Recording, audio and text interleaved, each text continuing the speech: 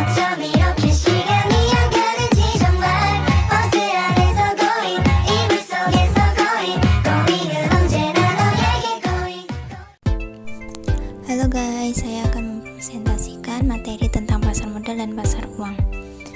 Adapun konsep pasar modal dan pasar uang, yang pertama pengertian pasar modal dan pasar uang, yang kedua analisis fundamental dan analisis teknikal, yang ketiga manajemen risiko.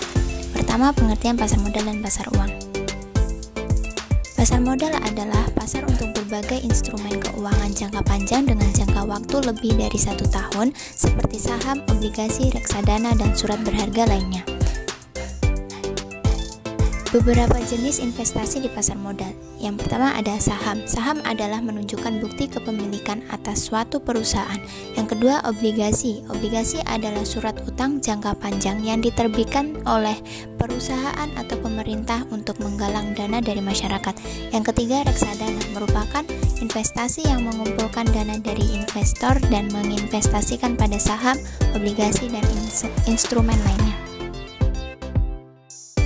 Sedangkan pasar uang adalah pasar untuk surat-surat berharga jangka pendek yang dilakukan pada instrumen yang mudah dicairkan, memiliki karakteristik likuiditas tinggi, risiko rendah, dan rehabilitas atau imbal hasil moderat.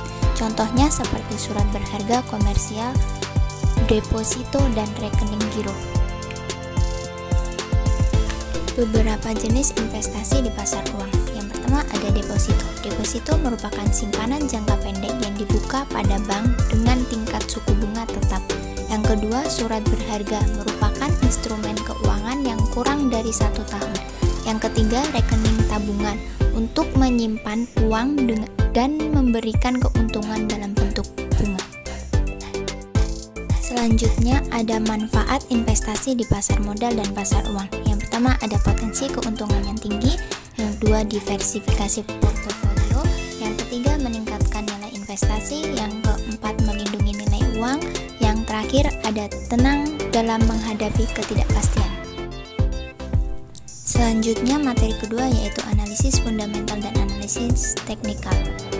Analisis fundamental adalah metode evaluasi nilai suatu nilai instrumen keuangan dengan menganalisis faktor-faktor yang mempengaruhi kinerja dan prospek perusahaan atau entitas yang menerbitkannya. Adapun jenis analisis fundamental, yang pertama ada analisis kualitatif, merupakan penilaian faktor-faktor non-angka yang dapat mempengaruhi kinerja perusahaan seperti manajemen, strategi bisnis, reputasi merek, dan kondisi industri. Yang kedua ada analisis kuantitatif, merupakan evaluasi angka-angka dan data keuangan perusahaan seperti laporan keuangan, rasio keuangan, dan indikator kinerja. Selanjutnya, faktor-faktor yang mempengaruhi harga pasar modal dan pasar uang. Yang pertama ada faktor ekonomi. Perubahan dalam kondisi ekonomi makro seperti inflasi, suku bunga, dan kebijakan moneter dapat mempengaruhi harga pasar modal dan pasar uang.